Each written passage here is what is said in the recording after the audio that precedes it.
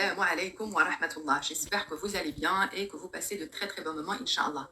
Aujourd'hui, mes chers amis, dans cette nouvelle vidéo, je vais partager avec vous un secret parmi les secrets des ayats et des sourates coraniques qui dans notre Saint-Coran qui va, Inch'Allah, lever toutes sortes d'injustices pour vous subisser et Inch'Allah va rendre vos ennemis, vos meilleurs amis, ils vont vous supplier de les pardonner et donc toutes ces haines qu'ils ont envers vous et toutes ces injustices qu'ils appliquent sur vous va, Inch'Allah, se lever et Allah vous montrera la preuve de sa réponse. Ce que je vais partager avec vous, j'espère que de tout mon cœur vraiment, vous n'allez pas l'appliquer si vous subissez des injustices ou des personnes de votre famille exercent un pouvoir mal sur vous, car c'est tellement puissant qu'Allah subhanahu wa ta'ala vous montrera la preuve et vous donnera une réponse assez rapide. Et je pense que des fois on peut être fâché avec notre famille, mais on n'aime jamais les voir souffrir ou voir qu'ils subissent aussi une injustice de leur côté. Donc si vous avez des conflits avec votre famille ou avec votre belle famille, tout ce que je peux vous conseiller c'est car Allah subhanahu wa ta'ala a dit répondez toujours le mal par le bien et Allah finit par adoucir le cœur de ces personnes-là.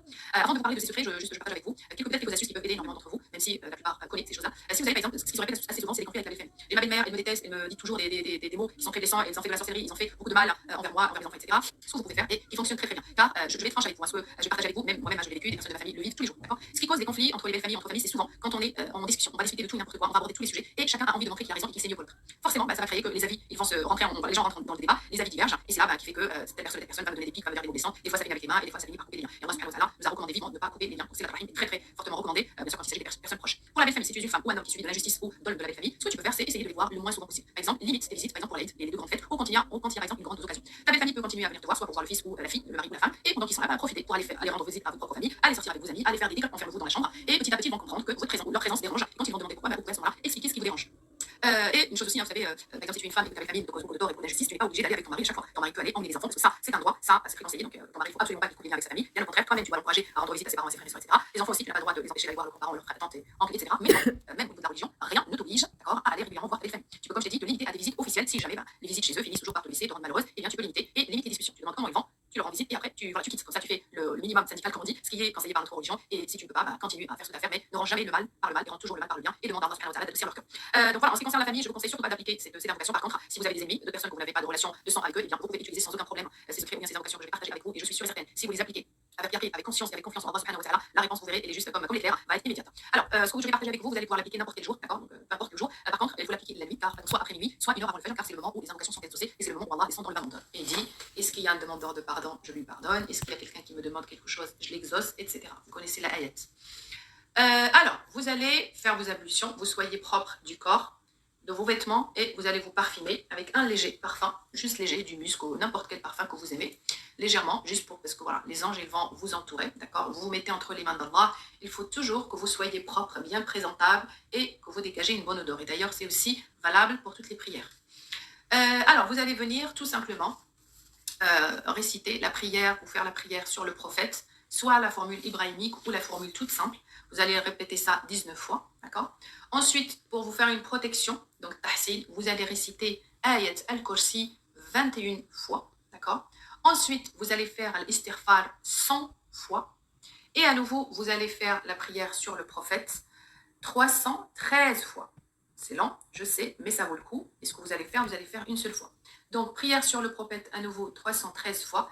Et après, vous allez lire Surat al-Fil, donc la sourate de l'éléphant, 100 fois. Et écoutez bien ce que je vais vous dire. À chaque fois que vous allez réciter 10 fois, donc ayat ou Surat al-Fil, vous allez venir réciter cette invocation et dire ce dua.